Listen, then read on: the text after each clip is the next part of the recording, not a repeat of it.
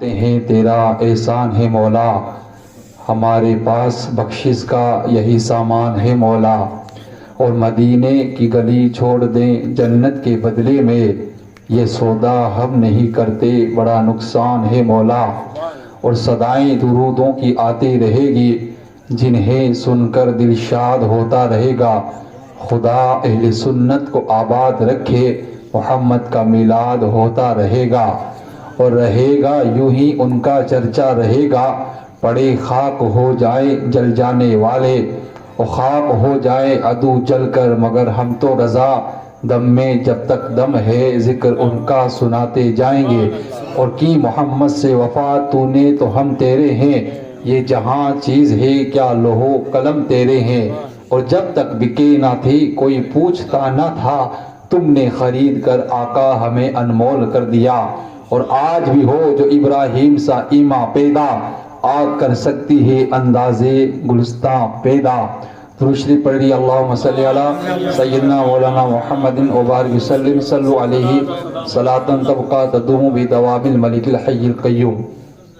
سامعین اکرام، کافی دیر سے آپ حضرات نعت و منقبت اور بیان سماعت کر رہے تھے، آخری دہلیز پر آپ کے سامنے حاضر ہوا ہوں۔ اللہ تعالی ہم سب کو صحیح بات کہنے اور اس پر عمل کرنے کی توفیق عطا فرمائے، اور یہ حضور صلی اللہ تعالی علیہ وسلم کی وہ محفل ہے کہ جس کے کرنے سے برکتیں پیدا ہوا کرتی ہے۔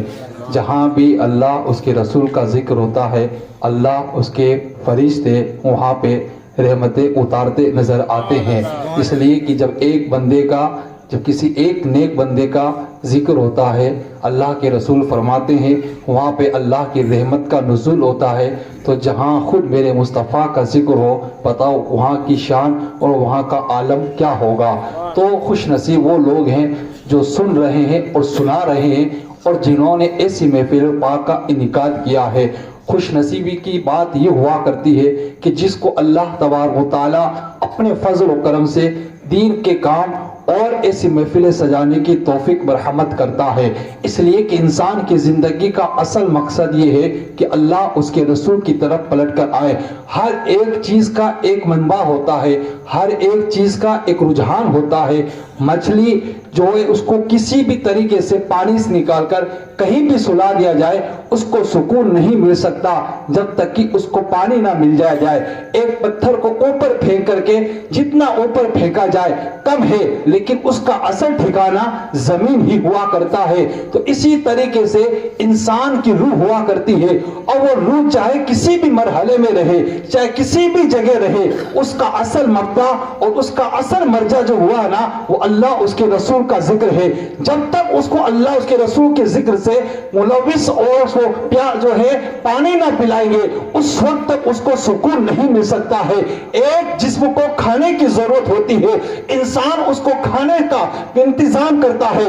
ایک جسم کو پانی کی ضرورت ہوتی ہے، انسان پانی کا اہتمام کرتا ہے۔ ایک انسان اس جسم کو کپڑے کی ضرورت ہوتی ہے، وہ انسان اس کے لیے کپڑے کا اہتمام کرتا ہے۔ لیکن جو روح ہمیشہ قائم رہنے والی ہے، جس کے لیے کبھی فنا نہیں ہے، جو ہمیشہ قائم رہے گی، اگر اس کو کسی چیز کی ضرورت ہوتی ہے، وہ اگر پیاسی ہوتی ہے، اس کو اگر کسی چیز کی بھوک لگتی ہے، اس کو اگر کسی طرح کے کپڑے کی ضرورت ہوا کرتی ہے، تو ہم دنیا کا کھانا پانی نہیں دیتے ہیں، بلکہ جسم کو کھانے پانی کی ضرورت ہوتی ہے، اور روح کو اللہ اس کے رسول کے ذکر کی ضرورت ہوا کرتی ہے۔ ایک جسم کو اگر پانی مل جاتا ہے تو جسم تازہ ہو جاتا ہے، اور ایک روح کو جب اللہ اس کے رسول کا ذکر مل جاتا ہے تو روح کے اندر بھی تازگی پیدا ہو جایا کرتی ہے۔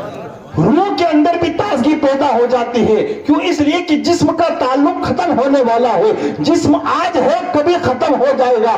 جسم کا کوئی وجود نہیں ہے۔ جسم کو زیادہ سے زیادہ 3 دن زندہ رہنا ہے، 3 دن باقی رہنا ہے، کبھی ہفتہ بھر باقی رہنا ہے، مگر روح تو ہمیشہ باقی رہے گی، جس کا کوئی ختم ہونے والا نام نہیں ہے۔ تو میرے پیارے، ایک انسان جب کسی کی قبر پہ جاتا ہے، اب انسان کی روح کہیں بھی رہے، اگر اس کا رشتہ دار اس کی قبر پہ جاتا ہے، روح اس کو پہچان کر حاضر ہوتی ہے، اس کے سلام کا جواب دیتی ہے، اس کی جوتیوں کی آواز کو سنتی ہے، اس کی فاتحہ کو سنا کرتی ہے، اس کے سارے منظر کو دیکھتی ہے۔ میرے پیارے، جب ایک بندے کی روح کی عالم یہ ہے کہ اگر کسی بڑے کو سلام کر دے تو اس کی روح کو جواب دے سکتا ہے، جب آپ بندے کی روح کی شان یہ ہے، پھر مصطفیٰ کی روح کی شان کا عالم کیا ہوگا، حضور کی عظمت کا عالم کیا ہوگا۔ اس لیے میرے پیارے، ہم ایسے موقع پہ حضور کا میلاد مناتے ہیں، اس لیے کہ ہماری روح کو حضور کے ذکر کی ضرورت ہے، ہمارے روح کو اللہ کے ذکر کی ضرورت ہے۔ اور مصطفیٰ کریم علیہ السلام نے ارشاد فرمایا کہ جہاں جہاں اللہ اس کے رسول کا ذکر ہوتا ہے، اللہ تبارک و تعالیٰ اسی ذکر کے صدقے سے اس مردہ روح کے اندر تازگی پیدا فرما دیا کرتا ہے۔ اور یہی ایک بات ہے کہ انسان کی شروعات اور انسان کا ختم یہ سب اللہ اس کے رسول کے ذکر پہ ہوا کرتا ہے۔ اور حضور کا ذکر کرنے سے حضور کی شان بلند نہیں ہوتی کہ سوچے صاحب حضور کا ذکر کر رہے، حضور کی نعت بیان کر رہے، حضور کی تعریف توصیف، حضور کا جلسہ کر رہے تو حضور کی شان بلند ہوگی۔ نہیں، حضور کا ذکر کرنے سے ہماری شان بلند ہو جاتی ہے، حضور کا ذکر کرنے سے ہماری مرادیں پوری ہو جاتی ہے۔ وہ لوگ اور تھے کہ جن کا سچا معاملہ یہ تھا کہ جب اللہ اس کے رسول جب ان کو کوئی مراد پوری کرانے ہوتی یا ان کو کوئی مقصد حل کرنا ہوتا یا کوئی مصیبت دور کرنی ہوتی، عالم یہ ہوتا تھا یا 2 رکعت نماز پڑھتے تھے یا قرآن کی منت مانگتے تھے یا حضور کا ذکر کیا کرتے تھے۔ جو ابوالکلام جو دیش کا راشٹرپتی بنا ہے، اس کو جب میزائل بنانے کے اندر جب کوئی بات سمجھ میں نہیں آتی تھی، وہ وضو کرتا، 2 رکعت نماز پڑھتا اور 2 رکعت نماز پڑھ کے دعا کرتا تھا، اللہ 2 رکعت نماز کے صدقے میں اس کے مقصد کو اس کو حل فرما دیا کرتا تھا۔ یہ شان ہوا کرتی ہے۔ تو ان کے عالم یہ ہوا کرتا تھا، ان کا رجحان اللہ اس کے رسول کی طرف تھا۔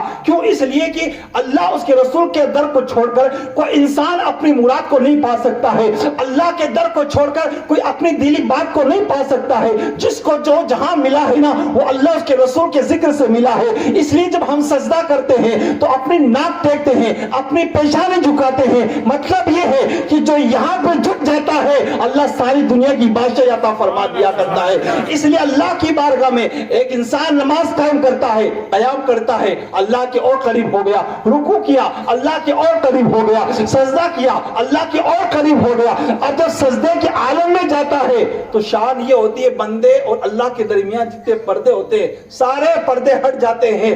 اب ہوتا یہ ہے کہ بندہ اللہ سے کیا مانگتا ہے اور اللہ بندے کو کیا عطا کرتا ہے، یہ شان ہوا کرتی ہے۔ اس سے پتہ یہ چلا بندہ اللہ کے قریب ہے اور اللہ بندے کے قریب ہے۔ اس لیے کہا گیا کہ جب ایک بندہ اللہ کو پکارتا ہے، آواز آئی، اللہ تعالیٰ کی رحمتیں 70 بار کہتی ہے، بول بندہ تم کیا چاہتا ہے، کیا چاہتا ہے۔ اس سے پتا کیا چلا کہ رب تبارک و تعالیٰ اپنے بندے پر مہربان ہے، اور اتنا مہربان ہے، اتنا مہربان ہے کہ جس کا کوئی شمار نہیں۔ تو پیارے، ہم حضور علیہ السلام کی محفل سجاتے ہیں، اس لیے سجاتے ہیں کہ ہمیں حضور کی میلاد سے پیار ہے، حضور کے گنبد سے پیار ہے، حضور کے ذکر سے پیار ہے، حضور کے تذکیرے سے پیار ہے، حضور کے مکے سے پیار ہے، حضور کے مدینے سے پیار ہے، حضور کی گلیوں سے پیار ہے، حضور کے درختوں سے پیار ہے، حضور کے چپے چپے مدینہ کا جو چپا ہے اس سے پیار ہے۔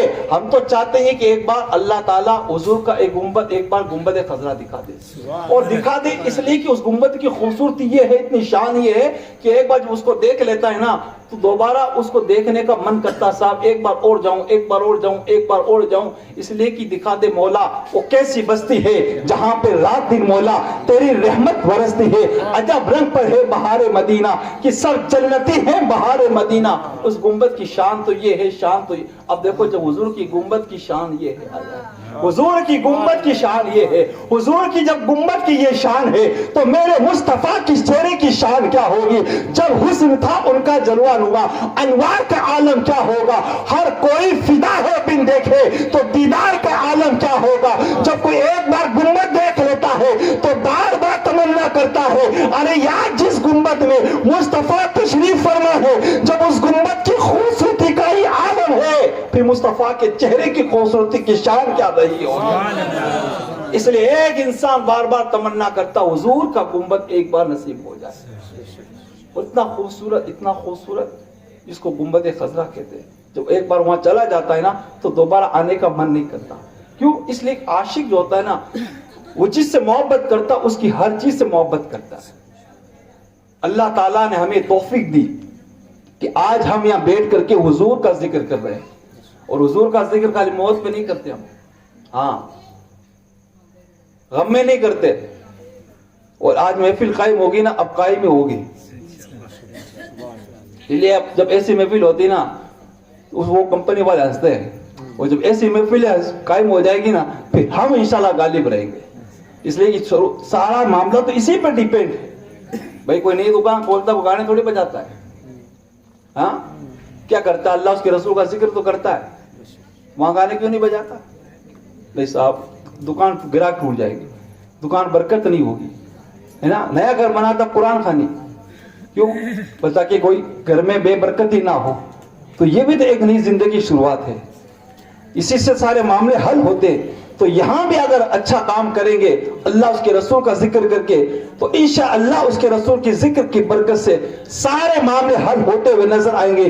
اس لیے ایک بچہ جب پیدا ہوتا ہے نا, ایک کان میں اذان دوسرے کان میں اقامت کہی جاتی ہے, اس کو گانا نہیں سنایا جاتا ہے, اس کو رنگ برنگے ترنگے نہیں سنائے جاتے ہیں, اللہ اس کے رسول کا ذکر سنایا جاتا ہے. وجہ کیا ہے؟ تاکہ پوری زندگی اللہ اللہ کرتا رہے. تو اسی طریقے سے یہ بھی ایک شروعات ہے. تو اسی طریقے سے ہم یہاں پہ رنگ برنگے ترنگے نہیں سناتے ہیں بلکہ اللہ اس کے رسول کا ذکر سناتے ہیں, تاکہ آنے والی جو زندگی کے اندر جو موڑیں جو مصیبتیں آئے گی نا, ہم یہ چاہتے ہیں کہ اللہ اس ذکر کے صدقے میں مصیبت کو دفع فرما دے. لیکن جب ہوگا تب نا, اور جہاں ذکر ہوتا جہاں ذکر رسول ہوتا وہ مصطفیٰ تشریف لاتے ہیں.